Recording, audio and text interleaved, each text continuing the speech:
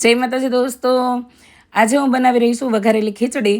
એક દીકરીની કમેન્ટ હતી મારા લાઈવમાં કે દીદી મારા મમ્મી નથી અને મને વઘારેલી ખીચડી બહુ ભાવે છે પણ બરાબર બનતી નથી, તો વિડીયો પોસ્ટ કરજો ને. તો ચલો, થાળીમાં મેં શાક બધા સમારી લીધા છે. લીલા વટાણા, બટાકા, કાંદા, ટામેટા, કેપ્સિકમ આ બધું ઝીણું સમારી લીધું છે અને સાથે મેં લીમડાના પાન પણ મૂકી દીધા છે.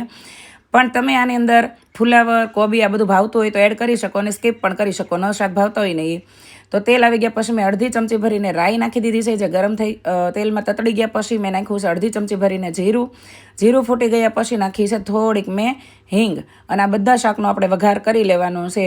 ખીચડી લગભગ દરેક ઘરમાં બનતી જ હોય છે, પણ બધા પોતપોતાની સ્ટાઇલથી બનાવતો હોય છે. આની અંદર આપણે સિંગદાણા પણ નાખી શકાય, પણ મેં સિંગદાણા નાખ્યા નથી, ચડિયાતા વટાણા નાખ્યા છે એટલા માટે. અને તુવેર અત્યારે માર્કેટમાં બહુ સરસ મળતી હોય છે શિયાળા દરમિયાન, તો તુવેર પણ સરસ લાગે તો તુવેરના દાણા પણ નાખી શકાય.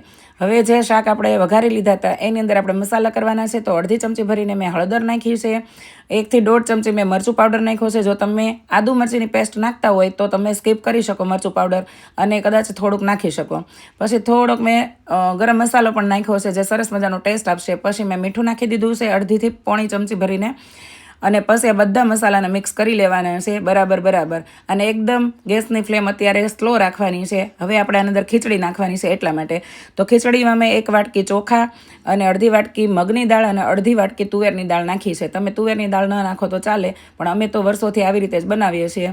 અને બધી આ ખીચડી જે છે એ મિક્સ કરીને મેં 3 થી 4 પાણીમાં ધોઈ લીધી છે કે એની ઉપર જે પાવડર હોય એ નીકળી જાય. કારણ કે હું જે ચોખા ખાઉં છું એ કોલમના ચોખાની ખીચડી બનાવું છું.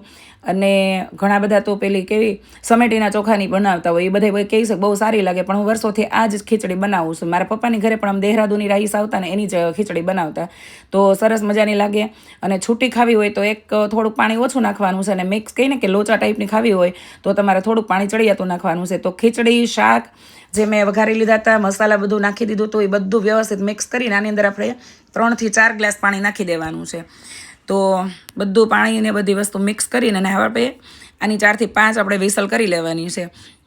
જો તમારે છૂટી ખીચડી ખાવી હોય તો 3 ગ્લાસ પાણી નાખવાનું છે, નહીં તો તમે મીડિયમ સાઈઝના 4 ગ્લાસ પાણી નાખીને આવી રીતે બંધ કરી દેવાનું છે.